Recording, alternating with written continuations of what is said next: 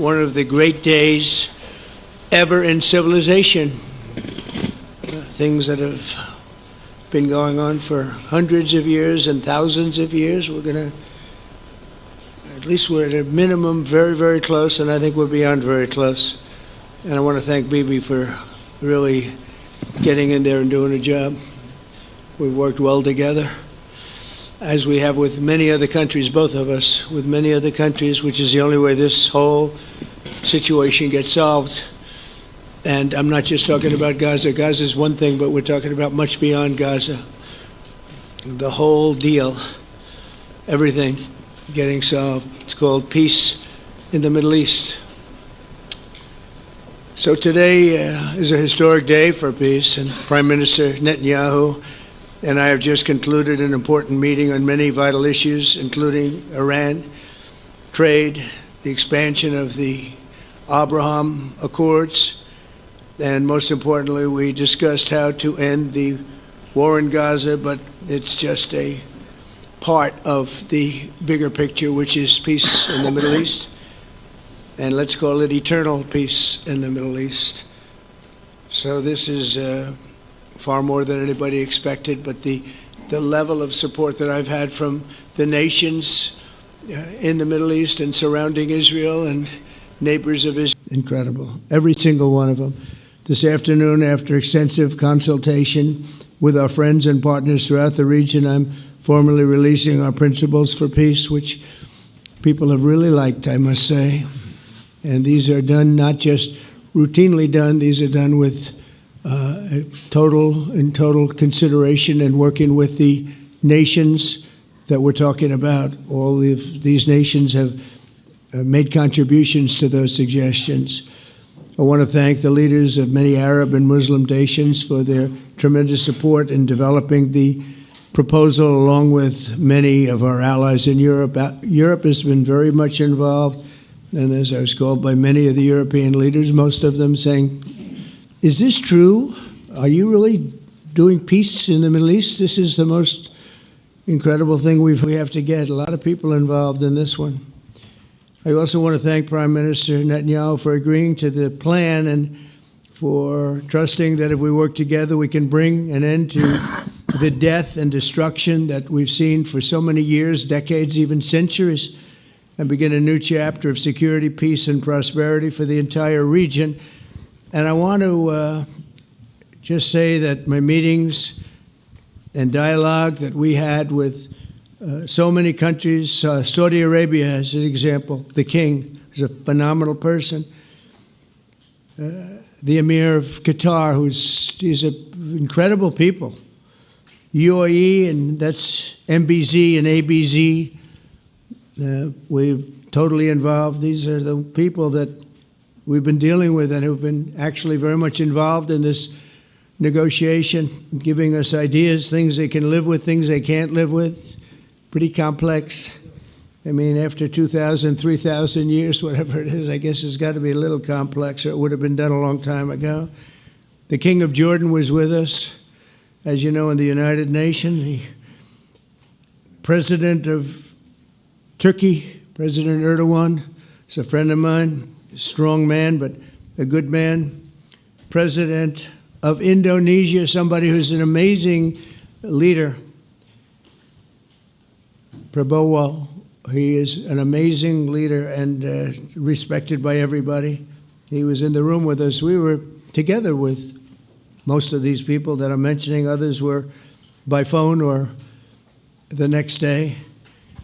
The Prime Minister and the Field Marshal of Pakistan, they were with us right from the beginning. Incredible. In fact, they just put out a statement that they fully believe in this pact. It just came out just as I was walking around. They said, sir, you have a big notice from the Prime Minister of Pakistan and from the Field Marshal that they back this 100%. President El-Sisi of Egypt, who's terrific. And these are people I've gotten to know over the years. I mean, I would say it started around 2015 and then went into 2016 when the presidency officially began. But I've known him actually for a long time, and There are many cases really great men. I can't say in all cases, but I will tell you in many cases they're great men and some great women too. They tend to be mostly men, however, I will say that. But if accepted by Hamas, this proposal calls for the release of all remaining hostages immediately, but in no case more than 72 hours. So the hostages are coming back, and I hate even saying this from the standpoint, doesn't sound right, but it is so important to the parents. The bodies of the young men, I believe in almost all cases, the young men are coming back immediately. I met with parents. The parents felt as strongly about getting the body of their dead boy back as they did as though the boy were alive and well. It's so important to them. And it means the immediate end to the war itself, not just Gaza.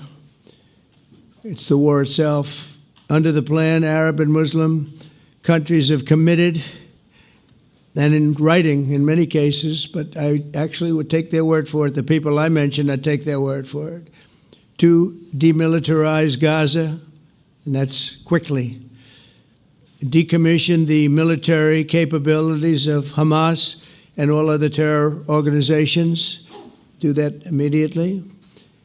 And we're relying on the countries that I named and others to deal with Hamas. And I'm hearing that Hamas wants to get this done too, and that's a good thing. And destroy all terror infrastructure, including the tunnels, weapons of production facilities. They have a lot of production facilities that we're destroying. They'll also help train local police forces in the areas that we're discussing right now, in particular in and around Gaza, working with the new transitional authority in Gaza. All parties will agree on a timeline for Israeli forces to withdraw in phases. They'll be withdrawing in phases.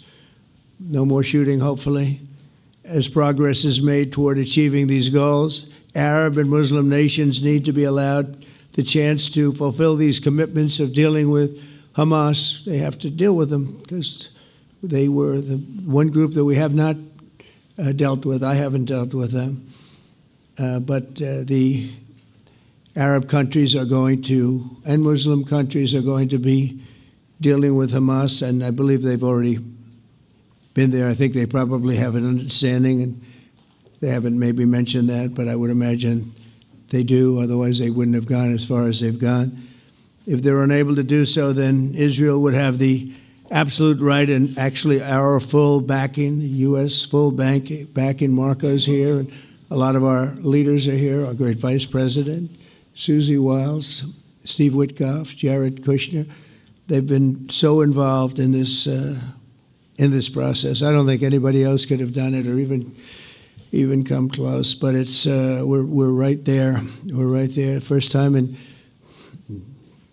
thousands of years, I think you can probably say, if you really look into it, if you study back, if you're a scholar, you would say thousands of years. Israel would have my full backing to finish the job of destroying the threat of Hamas. But I hope that we're going to have a deal for peace.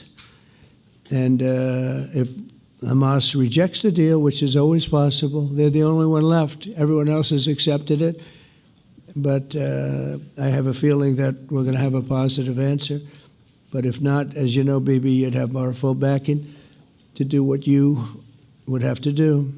Everyone understands that the ultimate result must be the elimination of any danger posed in the region, and that danger is caused by Hamas. The tyranny of terror has to end, and this is, again, something that we're looking for. This is eternity. This is for forever.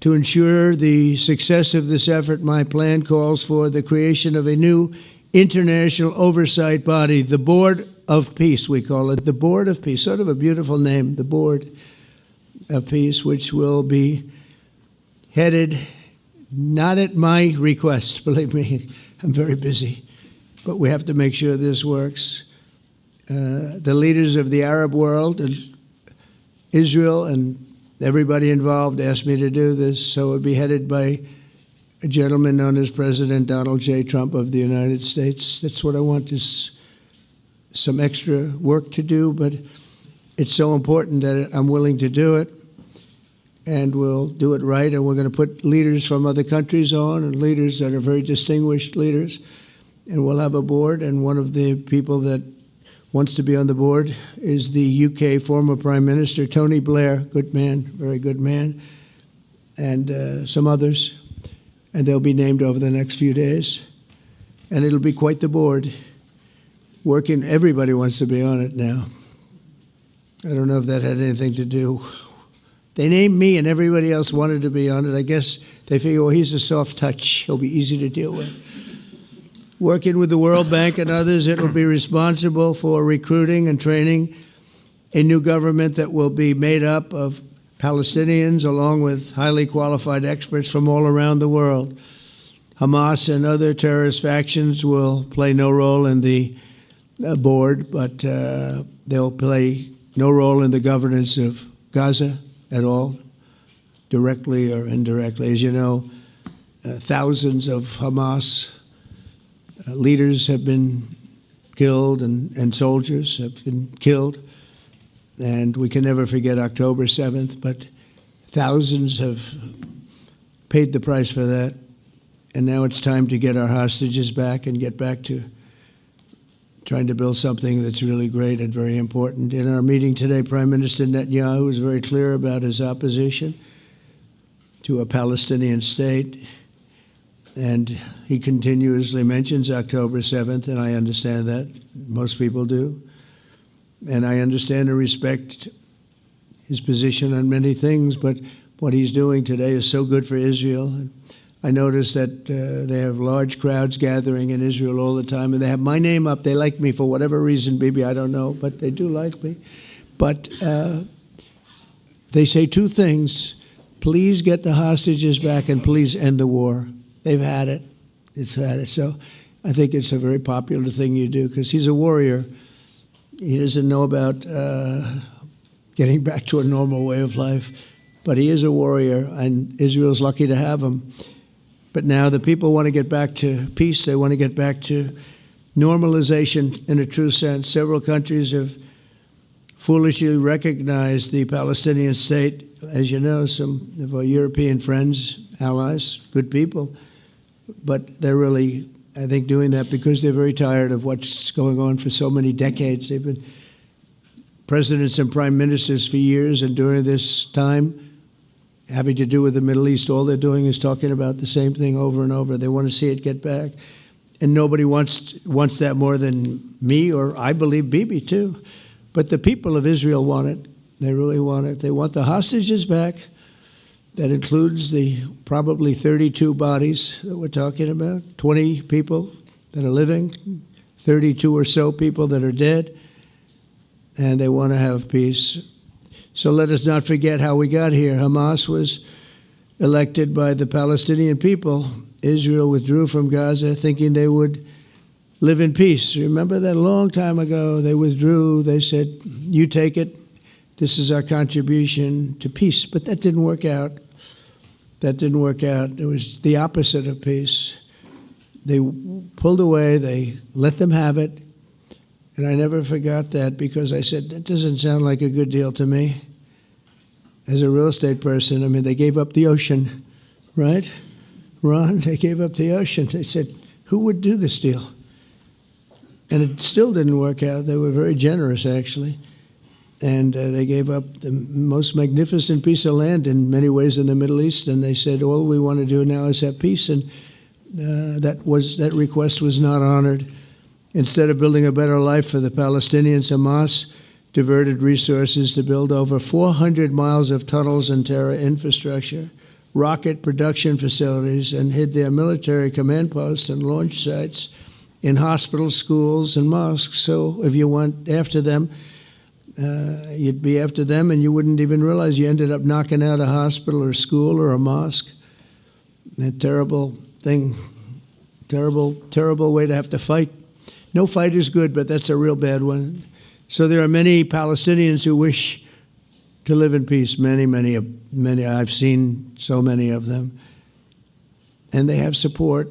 And I challenge the Palestinians to take responsibility for their destiny, because that's what we're giving them. We're giving them responsibility for their destiny, fully condemn and prohibit terrorism and earn their way to a brighter future. They don't want the life that they've had. They've had a rough life with Hamas. If the Palestinian Authority does not complete the reforms that I laid out in my vision for peace in 2020, they'll have only themselves to blame. We're giving them an amazing footprint, and they have amazing support from the leaders of the Arab world and the Muslim world, the great leaders. These are great leaders. These are unbelievable leaders that have built great countries and very wealthy countries. What the future holds for the Palestinians, no one really knows, but the plan that we put forward today is focused on ending the war immediately, getting all of our hostages back, getting everything back. Hard to believe when you even say it, and creating conditions for durable Israeli security and Palestinian success. Israeli security is going to be involved. We're going to help you. We'll be there with you in terms of helping with security. We want to make sure it works. We just want to make sure it works. There shouldn't be a shot fired. Now, there will be, I guess, because that's the way it seems to be, but there shouldn't have to be within a few days. There shouldn't have to be a shot fired. And maybe for eternity. Wouldn't that be nice? I hope it's true. I can tell you the leadership of that region feels that there's a good chance of it being true. So this will lead to this agreement that we're talking about will lead to a sustainable long-term peace. No president in history has been a greater friend of the state of Israel than I have, in addition to negotiating the Abraham Accords. I like to say it that way because the real people, that's what they call Abraham. I would say Abraham, but it's so much nicer when you say Abraham. So much more elegant. But the Abraham Accords, they're amazing. Jared, you did that along with your group of geniuses, and nobody thought that could be done. We have 4 countries, and Sleepy Joe Biden didn't do a thing. He didn't even know what the hell they were. He should have had them filled up. But I think this will also lead to packing them. And who knows, maybe even Iran can get in there. I hope, we hope we're going to be able to get along with Iran. I think they're going to be open to it. I really believe that. But they could be a member. I long ago said, I'll bet you at some point Iran will be a member of the Accords. And little did I realize it was going to take this turn. That was some turn we did with the B-2s. But I think they might very well be there because it's a great thing for them economically. I recognize the eternal capital of Israel. I opened the American embassy in Jerusalem. That was something that everyone said would never be done, could never be done. Virtually every president for many, many years, for decades, would campaign on making Jerusalem the capital of Israel. They campaigned on it over and over. Is that right, Steve? Is that right? Everyone, and when they got to it, and I understand why now, because it was so. When I got to office, I campaigned on it too. I said, we're going to make it. And then I'd get calls from the leaders of various countries saying, please don't do it, please don't do it. It'll end the whole world, please don't do it. And finally, I just didn't say anything, and I did it. People were calling me before I did it because I heard I was going to do it, and leaders of countries were calling me, and I think it was on a Thursday that I did it, and they'd call me Monday, Tuesday, Wednesday, 3-4 times a day, and I said, tell them I'll call them back on Friday. And I announced it on Thursday, and I called them back, the biggest people in the world, and they said, you've done it. I said, done what? You've made the capital of Israel, Jerusalem, and we wanted to talk yet. I wish you called me a little sooner. Maybe I could have done something about it. So that was a lot easier than getting into an argument, because I knew what they were calling about. And you know what? It turned out to be amazing. Everybody thought it was going to lead to the end of the world, right? The end of the world, Ron, that's what they said. It didn't lead to anything. It just led to something that I promised, and something that was very, very popular for Jewish people, and a lot of other people too. I recognize Israeli sovereignty over the Golan Heights, and I cut taxpayer funding to the corrupt United Nations Relief and Works Agency. And United Nations was interesting because, as you know, a few days ago they introduced me. Ladies and gentlemen, the President of the United States. I'm looking at my teleprompter, and the thing was dead, stone cold, dead. The thing's up here. I have a long, beautiful speech to make. I'm back 30 feet back, and I'm saying, they're introducing me. There's nothing on my teleprompter. So, but I made a speech. I actually got good marks. You think Biden could have done that? I don't think so. I don't think he could have done that. I don't think too many people could have done it. But actually, it was actually more of a speech from my heart, if you want to know the truth. I think it was maybe better in certain ways because it was from the heart. It has to be from the heart. Otherwise, you're in big trouble. But I cut taxpayer funding for that very corrupt United Nations Relief and Works Agency, and nobody thought that would be done, and withdrew from the horrible Iran nuclear deal that was imposed upon Israel by Barack Hussein Obama and Biden. And I don't think Biden knew anything about it, though. I don't think he knows anything about it now, actually, if you ask him. He'd say, what is that? And we obliterated Iran's nuclear enrichment capacity, making it impossible for them to have a nuclear weapon, which they would have had probably in about 2 months from that. But I've never asked Israel to compromise its security, but we had big, strong talk. Nobody's been better to Israel. No president's been better to Israel than Donald Trump. But we had a long, strong talk, Bibi and I, and he understands it's time. It's time. History has shown. And the people of Israel want it. And the people of the Middle East want it. The people of enemies of Israel want it. But they don't have really too many enemies right now. And you know what? Many countries have gained great respect for Israel, for the way they fight, for the job they do, including me. I had respect anyway, but they gained respect. History has shown us that those who have relations with Israel have thrived, while those who have devoted resources and attention toward the destruction and even annihilation of Israel have languished. They haven't done well. Israel is not going anywhere. They're going to coexist with other people and countries in the region, from Syria to Lebanon to Saudi Arabia. The promise of a new Middle East is so clearly within our reach. This is the closest we've ever come to real peace, not fake peace, not political fool's peace. If we can get this difficult problem solved, the opportunities for all within that vast region of this world, it's a vast region, it's unlimited. The Abraham Accords show that all countries are better off when they communicate and work together and embrace new opportunities. I hope Jared and Steve and Susie and Marco and JD, we have great people. I hope you guys are going to work very hard to get these other countries in, because now they have no excuse. There's no longer an excuse. They were somewhere hesitant. And I tell you, the 4 countries that went in, I give them tremendous credit, and it's worked out incredibly well for them.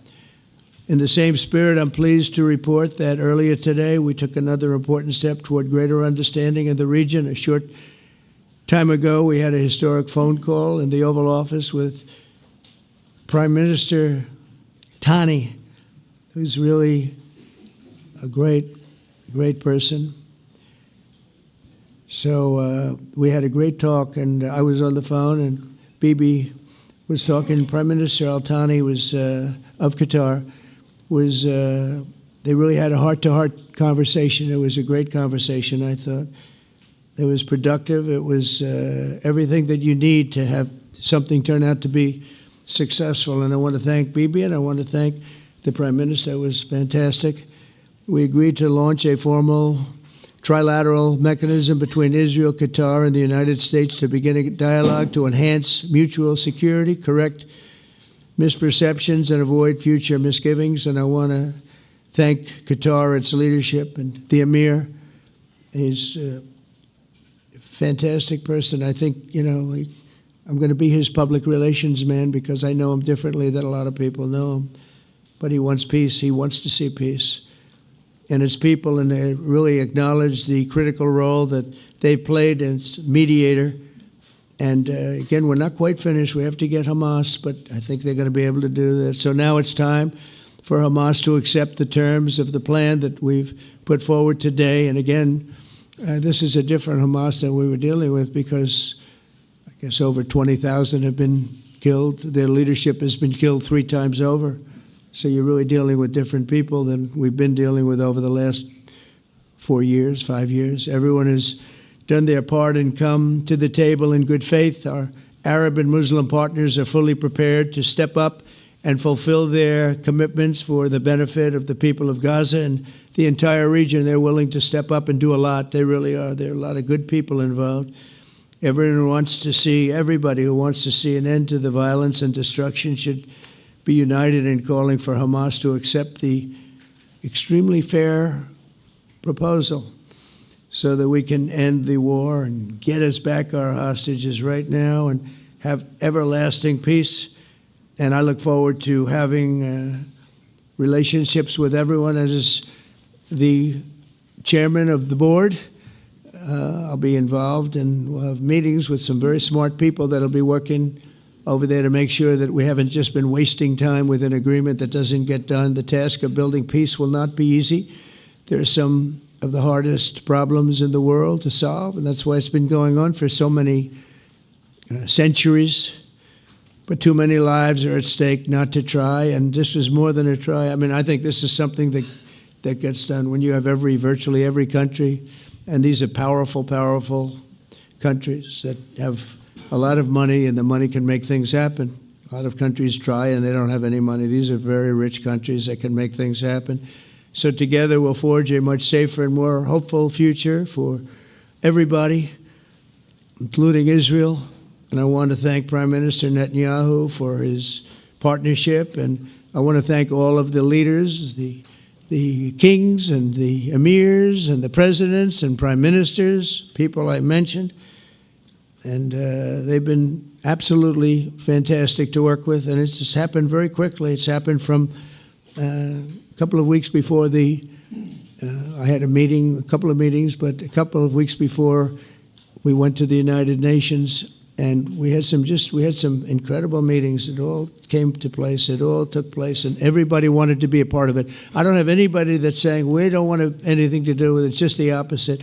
And I'll tell you, a couple of years ago, a year ago, I don't think we would have had this kind of participation, Mr. VP, right? I don't think we would have had. It's been amazing. The participation was 100%. Everybody wants to be a part of it. And everybody, those very strong countries, everybody wants it to work. So, Bibi, congratulations on this. I think this will be your crowning achievement, frankly. If this all works out, we think it will. It's going to be your crowning achievement. And I want to thank you very much for being here. Thank you. Please. Thank you. Thank you. Mr. President, first, I want to thank you for graciously hosting me once again in the White House. And second, I want to thank you for your friendship and for your leadership. From Jerusalem to Tehran, from the Golan Heights to Gaza, you've proven time and again what I've said many times. You are the greatest friend that Israel has ever had in the White House. And Mr. President, you and I both know it's not even close. While you focus at home on making America great again, your leadership abroad is changing the world for the better, ending wars,